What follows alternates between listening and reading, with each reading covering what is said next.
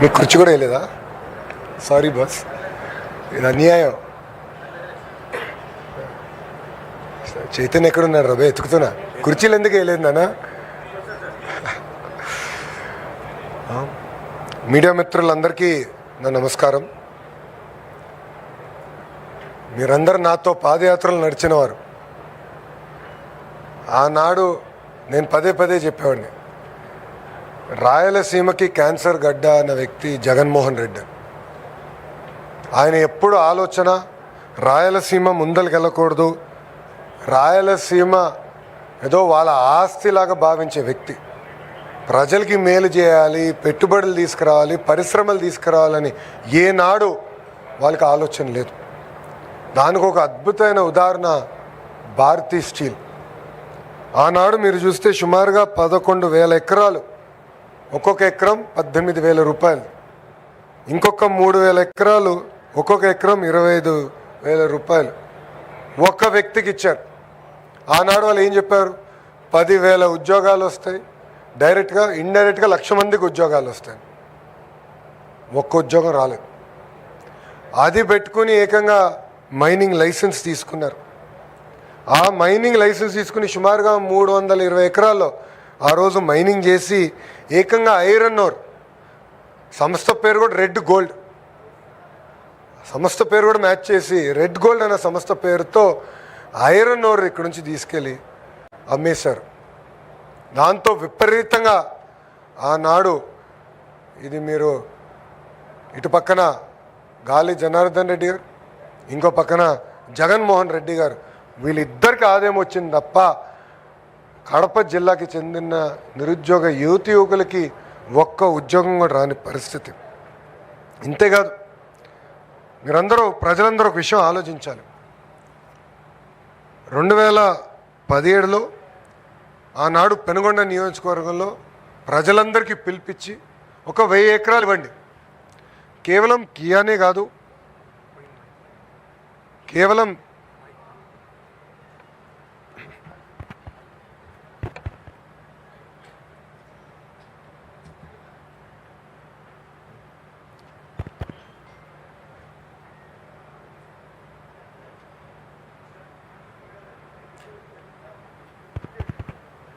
వినపడుతుందా?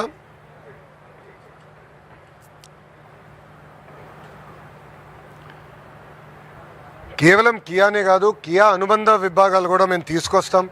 పెద్ద ఎత్తున నిరుద్యోగ యువకులకు ఉద్యోగాలు కల్పిస్తామని అన్నాడు, హామీ ఇచ్చాం. ఇప్పుడు ప్రత్యక్షంగా పరోక్షంగా మీరు చూస్తే సుమారుగా 30,000 మంది ఆ ఒక్క ఎకో సిస్టమ్ పైన ఆధారపడి ఉన్నారు. అది ఈ కూటమి ప్రభుత్వానికి ఉన్న చిత్తశుద్ధి. 2019 నుంచి 24 వరకు మీరు చూసారు వాళ్ళు ఎట్లా బెదిరించారు. కియా యజమాని బెదిరించారు. దాల్మియా సిమెంట్కి ఏకంగా నోటీస్ పంపించి ఫ్యాక్టరీ మూసేయండి అని చెప్పారు. కారణం ఏంటంటే వాళ్ళు అడిగింది వీళ్ళు ఇవ్వలేదని. అంటే అడుగడుగున పారిశ్రామికవేత్తలు ఇబ్బంది పెడదాం, వాళ్ళ దగ్గర డబ్బులు తీసుకుందాం, అప్పుడు ఫ్యాక్టరీ నడినిద్దాం, లేదంటే ఫ్యాక్టరీ మూసేద్దాం అనే ఆలోచన వాళ్ళకు ఉండేది.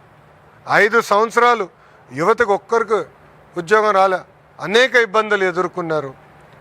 అందుకే మీరు చూస్తే ఎప్పుడు లేని విధంగా 175 స్థానాల్లో 164 స్థానాలకి ప్రజలు ఎన్డీఏని గెలిపించారు. అంటే మా పైన ఎంత ఆశలతో గెలిపించారు అనేది ఇది ఒక ఉదాహరణ. అందుకే మీరు చూస్తే ఒక పక్కన గౌరవ ముఖ్యమంత్రి గారు, ఇంకో పక్కన మా ఇండస్ట్రీస్ మార్చులు టీజీ భరత్ గారు, ఐటీ మంత్రిగా నేను, ముగ్గురం కలిసికట్టుగా పనిచేసి ఎప్పుడు లేని విధంగా ఆంధ్ర రాష్ట్రానికి పెద్ద ఎత్తున పెట్టుబడులు తీసుకొస్తున్నాం. మా నినాదం ఒకటే, ఒకే రాష్ట్రం ఒకే రాజధాని, కానీ అభివృద్ధి వికేంద్రీకరణ. అభివృద్ధి వికేంద్రీకరణ అనేది ఈరోజు కొత్తగా మేము చెప్పింది కాదు. ఆనాడు అమరావతి ప్రకటించే ముందల 2014లో శాసనసభ సాక్షిగా ఏ జిల్లాకి ఎలాంటి పరిశ్రమలు మేము తీసుకొస్తాం, ఎక్కడ ఎయిర్పోర్ట్లు కడతామని ఆనాడే గౌరవ ముఖ్యమంత్రి గారు చెప్తాం జరిగింది. ఈరోజు ప్రజలందరూ గమనించాలి, పెద్ద ఎత్తున పరిశ్రమలు వస్తున్నాయి. గూగుల్ కానివ్వండి, ఆసిలం మిత్తల్ కానివ్వండి, ఆమ్కా ఫైటర్ జెట్ కానివ్వండి, రాయల్ ఎన్ఫీల్డ్ కానివ్వండి, దాల్మియా సిమెంట్స్ కానివ్వండి, ఇంకొక 5 సిమెంట్ ఫ్యాక్టరీలు త్వరలో రాబోతున్నాయి. ఇట్లా భారతదేశంలో ఏ రాష్ట్రంలో జరిగిన విధంగా పెద్ద ఎత్తున మేము పెట్టుబడులు తీసుకొస్తున్నాం, అభివృద్ధి చేసి మేము ముందరికి వెళ్తున్నాం. మీ అందరూ చూశారు, మన ఎస్ఏఎల్ సంస్థ కూడా మేలో వాళ్ళు ఓపెన్ చేశారు. కరెక్ట్గా నెల తర్వాత గౌరవ ముఖ్యమంత్రి గారికి ఇక్కడ వచ్చి జేఎస్డబ్ల్యూ పనులు ప్రారంభించారు. నెల మారే లోపలనే మళ్ళీ డాల్మియా సిమెంట్స్కి శంకుస్థాపన చేసాం. అంటే 3 నెలల్లో 3 సార్లు కడపకు వచ్చాం. ఇంకో పక్కన మన పుట్టపర్తికి వెళ్ళాం, ఆమ్కాకి శంకుస్థాపన చేసాం. కర్నూలులో పెద్ద ఎత్తున పనులు జరుగుతున్నాయి. త్వరలో హైకోర్టు బెంచ్ కూడా కర్నూలుకి రాకపోతుంది. ఇలా రాయలసీమలో ఉన్న అన్ని జిల్లాలను కూడా అభివృద్ధి చేయాలి లక్ష్యంతో ప్రజాప్రభుత్వం, ఈ కూటమి ప్రభుత్వం కట్టుబడి ఉంది. కానీ ఇక్కడ బాధాకరమైన విషయం ఏంటంటే ప్రతిపక్ష పార్టీ వాళ్ళు చేతగానోళ్ళు, వాళ్ళు ఒక్క పరిశ్రమ తీసుకురాలేరు. కానీ బాధ ఎక్కడ వేస్తుందంటే మేము తీసుకొచ్చిన పరిశ్రమలపైన కేసులు వేస్తున్నారు. వాళ్ళ పార్టీకి చెందిన ఒక ఎంపీ ఏకంగా ఒక పిల్లేసి గూగుల్కి, టీసీఎస్కి, కాగ్నిసెంట్కి ల్యాండ్ ఎలా ఇస్తారని ప్రశ్నిస్తాడు. అంటే ఎంత అన్యాయం ఒక్కసారి ఆలోచించండి. వాళ్ళ పార్టీకి చెందిన ఎంపీ నిన్నగాక మొన్న ఒక జంపింగ్ జపాంగ్ ఉన్నాడు. ఈ పార్టీ నుంచి ఆ పార్టీ, ఆ పార్టీ నుంచి ఈ పార్టీకి జంపింగ్ చేసేవాడు ఇక్కడ ఉన్నాడు ఒక వ్యక్తి. ఆయన పెద్ద పెద్ద మాటలు మాట్లాడుతున్నాడు. అరే 5 సంవత్సరాల మళ్ళీ మీరు చేసింది ఏంటయ్యా? 2022లో ఈ ఫ్యాక్టరీకి మీరు లీగల్ నోటీస్ పంపించారా లేదా? సమాధానం చెప్పమనండి. ఎస్ఏఎల్ని ఆపాలని ప్రయత్నిస్తారు, దాల్మియా సిమెంట్ ఫ్యాక్టరీని ఆపాలని ప్రయత్నిస్తారు. ప్రజలు స్వచ్ఛందంగా ముందరకు వచ్చి వాళ్ళ పిల్లల భవిష్యత్తు కోసం, పిల్లలకు ఉద్యోగాలు వస్తుందని వాళ్ళు భూములు ఇస్తే అదే ఊర్లకి ఆ జంపింగ్ జపాంగు, ఆ జఫా బ్యాచ్ వెళ్ళి ఏకంగా అక్కడ ప్రజల్ని రెచ్చగొడుతున్నారు. మేమెందుకు మిమ్మల్ని వదిలిపెడతాం? మేము లక్ష్యం పెట్టుకున్నాం 20 లక్షల ఉద్యోగాలు కల్పించాలని. ఆ లక్ష్యం సాధించే వరకు మేము ఎవరం పడుకోం. మంత్రివర్గం మేము అందరం ఉన్నాం, శాసనసభ్యులుగా మేము అందరం ఉన్నాం. మా గ్రాడ్యుయేట్ ఎమ్మెల్సీ గారు కూడా ఉన్నారు. ఆయన కూడా ఆనాడు చెప్పారు జాబ్ క్యాలెండర్ చేస్తామని. ఎస్, గర్వంగా చెప్తున్నా, 5 సంవత్సరాలు మీరు ఒక్క జాబ్ క్యాలెండర్ ఇవ్వలేదే, మేము జాబ్ క్యాలెండర్ ఇచ్చాం. అది ఈరోజు మేము అమలు చేస్తున్నాం. 16,000 పోస్టులో డిఎస్సి మేము భర్తీ చేశాం. 150 రోజుల్లో చేశాం. మీరేసారు 250 కేసులు, 50 కేసులు కోర్టు కూడా కొట్టేసింది. మాకు ఆ చిత్తశుద్ధి ఉంది కనుకనే ఈరోజు స్టే కూడా రాలేదు. ఒక పద్ధతి ప్రకారం చేసుకుంటూ వెళ్తున్నాం. మీరు ఎన్ని ఆరోపణలు చేసినా నమ్మేదానికి ప్రజలు సిద్ధంగా లేరు. ప్రజల్లో చైతన్యం ఉంది, మా అందరిలో కూడా చైతన్యం ఉంది. నిరుద్యోగ యువకులకి పెద్ద ఎత్తున ఉద్యోగాలు కల్పించాలని మీకు నిజంగానే చిత్తశుద్ధి ఉంటే 5 సంవత్సరాలు ఎందుకు మీరు చేయలేదు? టీచర్ రిక్రూట్మెంట్ డిఎస్సి ఎందుకు చేయలేదు? జాబ్ క్యాలెండర్ ఎందుకు మీరు విడుదల చేయలేదు? 5 సంవత్సరాలు ఎందుకు మీరు రాయలసీమ కనీసం ఒక్క పరిశ్రమ తీసుకురాలేదని నేను సూటిగా ప్రశ్నిస్తున్నా. ఏది ఏమైనా నిరుద్యోగ యువకులకి మేము అండగా నిలబడతాం. వాళ్ళకి ఉద్యోగాలు కల్పించాలి లక్ష్యం మాది ఒకటే పెట్టుకున్నాం. అటు ప్రభుత్వం కానీ ఇటు ప్రైవేట్ రంగంలో కానీ పెద్ద ఎత్తున ఈరోజు ఉద్యోగాలు కల్పిస్తున్నాం. డిఎస్సి పూర్తి చేశాం, కానిస్టేబుల్ రిక్రూట్మెంట్ పూర్తి చేశాం, ఇప్పుడు జాబ్ క్యాలెండర్ విడుదల చేస్తున్నాం, అంగన్వాడీ టీచర్లు రిక్రూట్మెంట్ చేస్తున్నాం. ఇట్లా ఒక పద్ధతి ప్రకారం చేసుకుంటూ వెళ్తున్నాం. ఈరోజు మేము బోల్డ్గా డెసిషన్స్ తీసుకున్నాం కనుకనే మన రిపోర్ట్ కూడా చూసాం, ఎకనామిక్ రిపోర్ట్. మొదటిసారి ఆంధ్ర రాష్ట్రంలో ఐటీ ఎక్స్పోర్ట్స్ 32% పెరిగింది, 32%. ఎక్కడ లేని ఆంధ్ర రాష్ట్రం ఇప్పుడు సుమారుగా ఈ సంవత్సరం ఆఖరికల్లా 8,000 కోట్లు ఐటీ ఎక్స్పోర్ట్స్కి వస్తాం. ఇంకా చాలా పెరగాలి. ఎందుకంటే ఒక కర్ణాటక 4 లక్షల కోట్ల ఐటీ ఎక్స్పోర్ట్స్ చేస్తుంది, 4 lakh crores. మనం 8,000 కోట్లలో ఉన్నాం. సో ప్రజలందరూ గమనించాలి. ఈరోజు పాలసీ తీసుకొస్తే నిరుద్యోగ యువకులకు ఉద్యోగాలు కల్పించడానికి తీసుకొస్తున్నాం. మేమేం భారతీయ సిమెంట్స్కి ఇవ్వట్లా, లేదంటే బ్రహ్మణి స్టీల్ లాంటి సంస్థలకు ఇవ్వట్లా. ఒక చిత్తశుద్ధి ఉన్న కంపెనీ, ఒక ట్రాక్ రికార్డ్ ఉన్న కంపెనీ, ఒక కమిట్మెంట్ ఉన్న కంపెనీకి ఈరోజు మేము భూములు ఇచ్చి ముందలు తీసుకెళ్తున్నాం. యువకులకి ఉద్యోగాలు కల్పించే లక్ష్యంతో మేము పనిచేస్తున్నాం. నేను అనేక మారు చెప్పాను, Jaganmohan Reddy brand very clear. ఆయన పేరులో జీలో చూస్తే గొడ్డెలు ఉంటుంది, గోల్డ్ మెడల్ ఉంటుంది. అదేవిధంగా ఆంధ్ర ప్రైడ్ అనుకోండి, ఇంకో బాటిల్ కూడా అప్పుడు వాళ్ళు తీసుకొచ్చారు. ఇలా ఏంటంటే వాళ్ళు ఆ బ్రాండ్ అవుతే కూటమి ప్రభుత్వాన్ని ఒక గూగుల్, ఒక ఆసిలర్ Mittal, Dalmia cements, royal Enfield, Kia, ఒక కాగ్నిసెంట్, ఒక టీసీఎస్ ఇలాంటి పరిశ్రమలు తీసుకొచ్చిన ఘనత మంది. నిరుద్యోగ యువకులందరూ కోరేది ఒకటే, మాయ మాటలు చెప్పి వాళ్ళు కప్పిపుచ్చుకోవడానికి ప్రయత్నిస్తున్నారు. మీరు అందరూ అప్రమత్తంగా ఉండండి. ప్రభుత్వం మీకోసం పనిచేస్తుంది, మీకు ఉద్యోగాలు కల్పించడానికి పనిచేస్తుంది. మీకు మేము అండగా నిలబడతాం. బాగా ప్రిపేర్ అవ్వండి. ఇంకో పక్కన జాబ్ క్యాలెండర్ ఎగ్జామ్స్ త్వరలో జరగబోతున్నాయి, డిఎస్సి కూడా రాబోతుంది. ప్రైవేట్ రంగంలో ఇప్పుడిప్పుడు పెట్టుబడులన్నీ గ్రౌండ్ అవుతున్నాయి, ఫ్యాక్టరీలన్నీ రెడీ అయ్యే సమయానికి నిరుద్యోగ యువకులు కూడా స్కిల్ అప్గ్రేడేషన్ చేసి వాళ్ళకి ఉద్యోగాలు కూడా కల్పించాల్సిన బాధ్యత మా పైన ఉంది. అది పుచ్చుకోవాల్సిన బాధ్యత యువత పైన ఉందని తెలియజేసుకుంటూ, ఇప్పుడు మీడియా మిత్రులకి ఏమైనా ప్రశ్న ఉంటే దానికి సమాధానం చెప్పడానికి సిద్ధంగా ఉంది.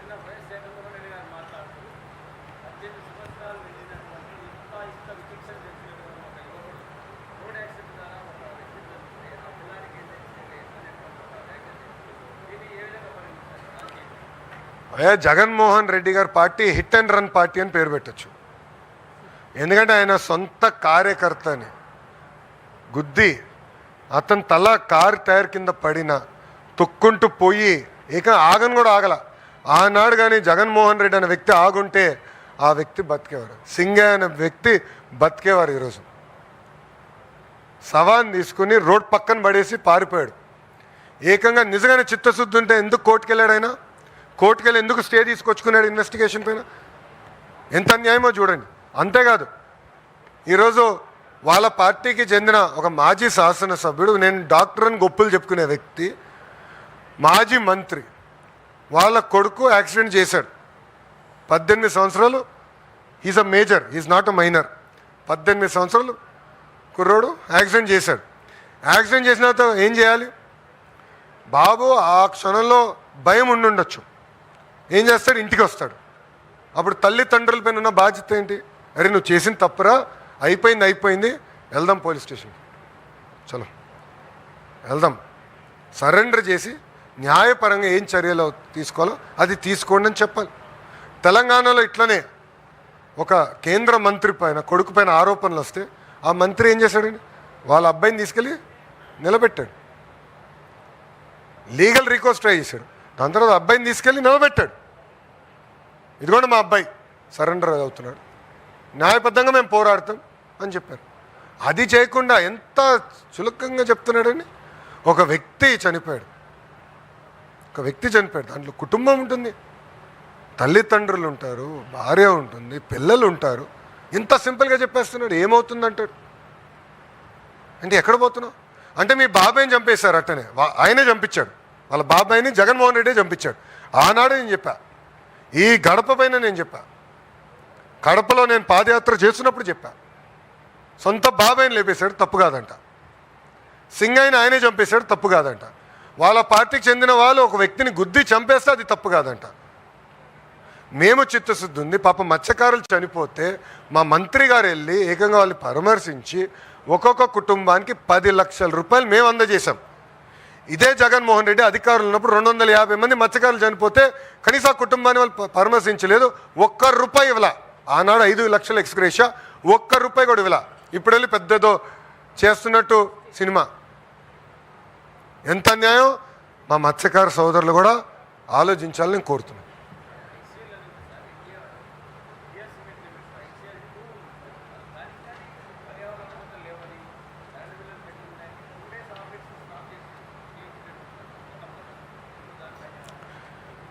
సార్, మా ఇండస్ట్రీస్ మంత్రి గారు అదేవిధంగా మంత్రివర్గంలో ఉన్న మంత్రులందరం లక్ష్యం ఒకటే, పరిశ్రమలు నడవాలి. ఏమైనా ఇబ్బందులు ఉంటే ప్రభుత్వం తరపున ఏమైనా సమస్యలు ఉంటే అది మేము పరిష్కరించాలి. పరిశ్రమల తరపున ఏమైనా లోటుపాట్లు ఉంటే వాళ్ళు సరిదిద్దుకోవాలి. దాంట్లో మాకు చాలా క్లారిటీ ఉంది. ఎక్కడ ప్రకృతి ఇబ్బంది పడకూడదు, పనిచేస్తున్న కార్మికులు ఇబ్బంది పడకూడదు. అది మా లక్ష్యం. బట్ కలిసికట్టుగా పనిచేస్తూ వ్యవస్థల్ని ముందలు తీసుకెళ్ళాలి.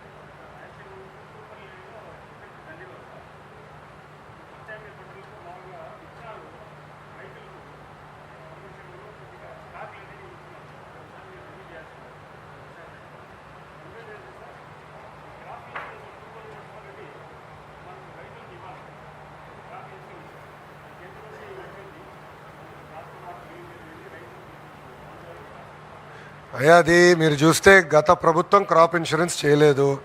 వాళ్ళు పెట్టిన బకాయిలు తీస్తూ మేము పోతున్నాం.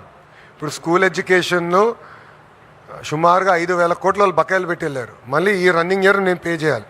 సో ఒక పక్కన బకాయిలు క్లియర్ చేస్తూ ఈ రన్నింగ్ ఇయర్ది మేము క్లియర్ చేస్తున్నాం. ఒక పక్కన మాకు చాలా క్లియర్గా ఉందమ్మా, హార్టికల్చర్ మిషన్ కింద మేము టేకప్ చేస్తున్నాం. రాయలసీమలో పెద్ద ఎత్తున హార్టికల్చర్ ప్రోత్సహించాలి, ఇది మా లక్ష్యం. ఎక్కడ యూరియా కొరత లేకుండా కూడా చేయాల్సిన బాధ్యత మా పైన ఉంది, అది చేస్తున్నాం. కావాలని కొరుతుందని వాళ్ళు చెప్తున్నారు. మీరు చూస్తే పోయిన సంవత్సరం 30% ఎక్కువ యూరియా కూడా సప్లై చేసాం. బట్ భూమికి కావాల్సినంత యూరియానే వేయాలి. ఎక్కువ వేస్తే పంజాబ్ లాగా మనకు కూడా క్యాన్సర్కి హబ్ అవుతాం. అట్లా కాకుండా ఎంత అవసరం ఉందో పంట ప్రకారం మనం చేయాలి. మీరు ఇన్పుట్ అని మీరు చెప్పారు, అది నేను చెక్ చేసుకుంటాను. I will definitely discuss with Atchannaidu garu. No problem.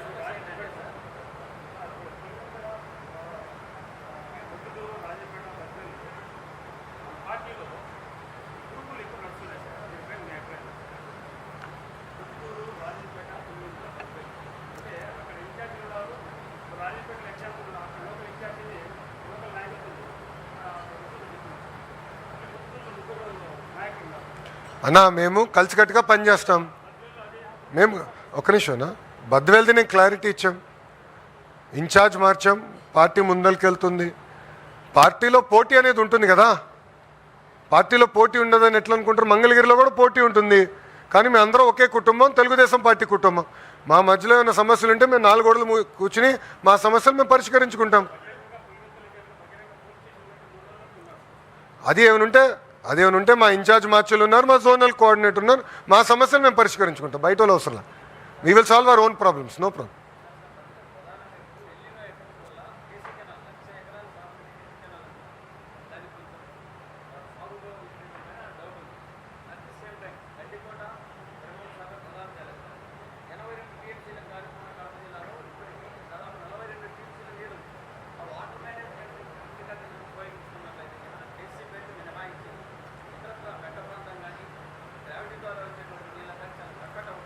ఇప్పుడు 82 టీఎంసీలో మనకి 58 టీఎంసీలు ఉందమ్మా. నేను చెక్ చేస్తే కలెక్టర్ గారితో మాట్లాడాను. ఆల్ రిజర్వాయర్స్ చెక్ చేస్తే 58 ఉందన్నారు. ఇప్పుడు ఏం చేయాలంటే అది ఇన్ఛార్జ్ మంత్రి గారు ఉన్నారు, ఎమ్మెల్యేలు అందరూ కూర్చుని ఎక్కడ ఎంత పంట ఉంది, ఎట్లా నీరు పంపించాలనేది చాలా ఎఫిషియెంట్గా మేనేజ్ చేస్తాం.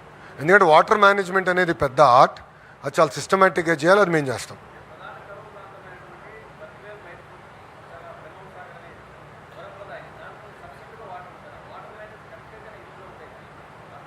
మనం 100% చేయాలమ్మా. ఇప్పుడు ఎల్నీనో ఎఫెక్ట్ ఉంది, అందరూ చూస్తున్నాం కదా. వర్షం కూడా ఈ సంవత్సరం తక్కువ ఉంది, భారతదేశ వ్యాప్తంగా తక్కువ ఉంది వర్షం. ఇది ఓవర్కమ్ అవ్వాలి, ఛాలెంజ్ ఉంది, లేదని అన్నట్లు. మీరు ఇట్లానే పెంచండి, మీరు ఎక్స్పెక్టేషన్స్ పెంచుతూ పోతారు. వచ్చిన పరిశ్రమల గురించి మీరు ఎవరు మాట్లాడట్లా, మీడియా మిత్రులు కూడా మాట్లాడట్లా. ఆమ్కా తీసుకొచ్చాము, ఎస్ఐఎల్ తీసుకొచ్చాము, పిఎస్పీలు అవుతున్నాయి, ఏసీ తయారీలు ఇక్కడే అవుతున్నాయి, రాయల్ ఎన్ఫీల్డ్ మనకే వచ్చింది, Kia expansion, drone city, space city, కర్నూలులో మంత్రి గారు పెద్ద ఎత్తున పరిశ్రమలు తీసుకొచ్చారు, రిలయన్స్ ఫుడ్ ప్రాసెసింగ్ పెద్ద ఎత్తున ఆయన తీసుకొచ్చారు. దాని తర్వాత గోల్డ్ మైనింగ్ కూడా 1 మైన్ ఓపెన్ అయింది, 2 మైన్ త్వరలో ఓపెన్ చేయబోతున్నాం. ఇట్లా సిస్టమేటిక్గా చేసుకుంటూ వెళ్తాం. అట్లా ఎలాంటి సందేహాలు. అభివృద్ధి వికేంద్రీకరణ అనేది 2014 చెప్పింది మేము, ఆనాడే కియా తీసుకొచ్చింది మేము. మిగతా ప్రాజెక్టులు కూడా పూర్తి చేస్తాం.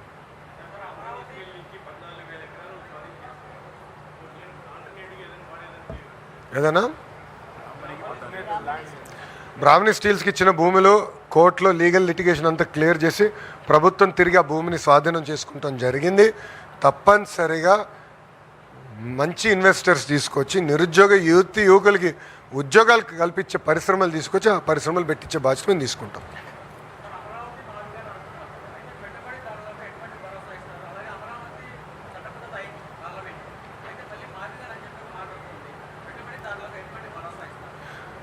ఇప్పుడు జగన్ గారికి ఒక అలవాటు ఉందమ్మా, ఆత్మలతో మాట్లాడతాడు. ఒక్కొక్క రోజు ఒక్కొక్క ఆత్మతో మాట్లాడతాడు. ఒకరోజు మావిగన్ అంటాడు, ఇంకో రోజు బెంటాహే అంటాడు. బెంటాహే అంటే ఏం తెలుసా? బెంగళూరు, తాడేపల్లి, హైదరాబాద్. ఎక్కడున్నాడు ఆయన? బెంగళూరు. వారానికి 2 రోజులు తాడేపల్లి, మళ్ళీ ఇప్పుడు వార్తలు వస్తున్నాయి హైదరాబాద్కి వెళ్తాడని. సో బెంటాహే. సో ఆయనకి ఏంటంటే ఒకరు వచ్చి ఒక మాట అన్నాడు నాతో, సార్ 3 రాజధానులు మాకు పనికొచ్చినాయి అన్నాడు. ఎందుకబ్బా అన్న? కరెక్ట్ సార్, బెంగళూరు బాగా అభివృద్ధి చెందింది సార్ వైకాపా టైంలో, చెన్నై బాగా అభివృద్ధి చెందింది సార్, హైదరాబాద్ కూడా బాగా అభివృద్ధి చెందింది సార్, 3 రాజధానులు బాగా పనిచేసింది సార్ ఆ టైంలో అన్నాడు.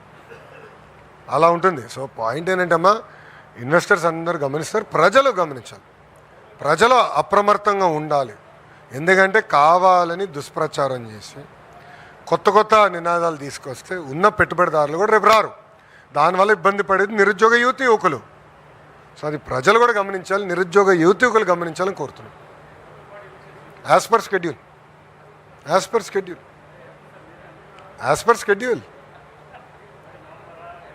అరే యాజ్ పర్ షెడ్యూల్ అన్నా, షెడ్యూల్ ఏంటో మీరు ఎత్తుకండి, అన్నీ నా చేత చెప్పించుకుంటాడు.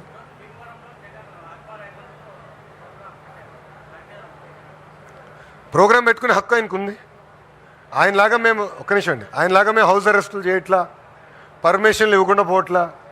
ఆయన హెలికాప్టర్కి పర్మిషన్ ఇచ్చాం, కార్కి పర్మిషన్ ఇచ్చాం, ఆయన మీటింగ్ పెట్టుకుంటే పర్మిషన్ ఇచ్చాం. కానీ లా అండ్ ఆర్డర్ మటుకు వాళ్ళ చేతుల్లో తీసుకుంటే మటుకు మేము వదిలిపెట్టాం, ఎవరిని వదిలిపెట్టాం. నంబర్ 1. నంబర్ 2, ఆక్వా రైతుల్ని ప్రోత్సహించింది మేము, పవర్ సబ్సిడీ ఇచ్చింది మేము. ఈరోజు ఏమైంది, మీకు ప్రపంచవ్యాప్తంగా మీకు క్రూడ్ ప్రైస్ పెరిగింది, పెట్రోల్ డీజిల్ ప్రైసెస్ పెరిగినాయి. It is a fact. పెరిగే వల్ల ఇన్పుట్ పెరిగింది. జగన్మోహన్ రెడ్డి ముఖ్యమంత్రిగా ఉన్నప్పుడు ఫీడ్ ప్రైస్ 35 రూపాయలు పెరిగిందండి. ఆనాడు ఎప్పుడైనా బయటకు వచ్చాడైనా? 35 రూపాయలు పెరిగితే ఒక్కరోజు బయటికి రాల. 2 సంవత్సరాల్లో మొత్తం పెరిగేది 12 రూపాయలు. అది కూడా ఎందుకు? క్రూడ్ ప్రైసెస్ పెరిగినాయి. అది కూడా మేము 6 నెలలు ఆపాం. చివరికి ప్లాంట్లు ఏమన్నారంటే, ఒకవేళ ఇది మేము పెంచుకోలేకపోతే ఇప్పుడు నష్టాల్లో ఉన్నాం, మేము ప్లాంట్లు మూసేయాలి. ఇప్పుడు ఆయన ఆలోచన ఏంటి? ఫీడ్ ప్లాంట్లు మూసేస్తే ఇంకెక్కువ ఆందోళన వస్తుంది కదా, అదే ఆయన ఆలోచన. మళ్ళీ 5 సంవత్సరాలు మీరెందుకు 30 రూపాయలు పెంచారు? 5 సంవత్సరాలు క్రూడ్ ప్రైస్ పెరగల, 5 సంవత్సరాలు రా మెటీరియల్ ప్రైస్ పెరగల, మళ్ళీ 30 రూపాయలు ఎటు పెరిగిందిరా భయ్? అంటే 5 సంవత్సరాలు ఒక నీతి, ప్రతిపక్షంలోకి వచ్చిన తర్వాత ఒక నీతి. 5 సంవత్సరాలు బయటికి రాలా, ఇప్పుడు వచ్చి మాటలా. అది కూడా మీరు చూడండి, హెలికాప్టర్లు వెళ్తాడు, డైరెక్ట్ ఇంటి నుంచి బయలుదేరుతాడు, భీమవరంకి వెళ్తాడు, అక్కడ నుంచి కరెక్ట్గా 500 మీటర్లు మీటింగ్ పెట్టుకుంటాడు, మళ్ళీ అక్కడ నుంచి వస్తాడు, రిటర్న్ వచ్చేస్తాడు. ఎట్లా చేసుకోనండి అబ్బా, ఏముంది, ఏమవుతుంది? ఎన్నికల ముందలు కూడా అదే చేశారు కదా, కానీ ప్రజలందరూ గమనిస్తున్నారు. మత్స్యకారులకి రెస్పాండ్ అయింది ఫస్ట్ ఎవరండి? కూటమి ప్రభుత్వం. విశాఖ ఉక్కుల యాక్సిడెంట్ జరిగితే రెస్పాండ్ అయింది ఎవరు? 6 గంటలకు ఏకంగా హోంమంత్రి గారు వెళ్ళారు. 12 గంటల లోపల కేంద్ర ఉక్కు శాఖ మార్చులు వచ్చారు. 24 గంటల లోపల నేను వెళ్ళాను, గౌరవ ఉప ముఖ్యమంత్రి గారు కూడా వెళ్ళారు. మా బాధ్యత అది. మత్స్యకారులు రిటర్న్ జరిగితే 10 లక్షల రూపాయలు చెక్ మేము వాళ్ళ చేతిలో పెట్టొచ్చాం. చనిపోయిన వాళ్ళు తిరిగి తీసుకురాలేం, కనీసం కుటుంబానికి అండగా నిలబెడడానికి డబ్బులు మేము ఇచ్చాం. మళ్ళీ 5 సంవత్సరాలు ఆయన 250 కుటుంబాలకు ₹1 ఇవ్వకుండా ఇప్పుడు వచ్చి పెద్ద మాటలు చెప్తున్నాడు. ఇది మత్స్యకార సోదరులు కూడా గమనించాలి. అది